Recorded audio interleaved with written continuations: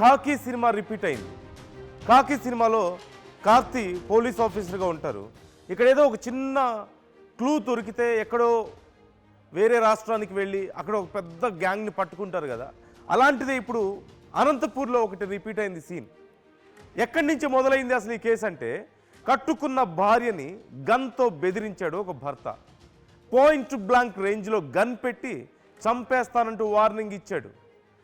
Daily torture పెడుతున్నాడు ఈ gym owner Rajasekhar. ఇక భర్త వేధింపులను తట్టుకోలేక చివరికి పోలీసులకు ఫిర్యాదు చేసింది ఆ భార్య.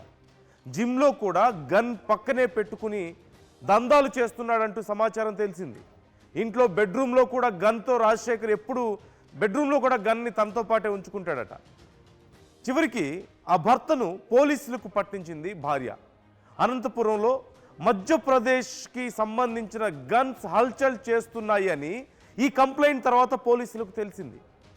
అసలు ఈ గన్ పుట్టు పూర్వోత్తరాలు ఏంటి అనేది బయటకు తీశారు ఎస్పీ జగదీష్.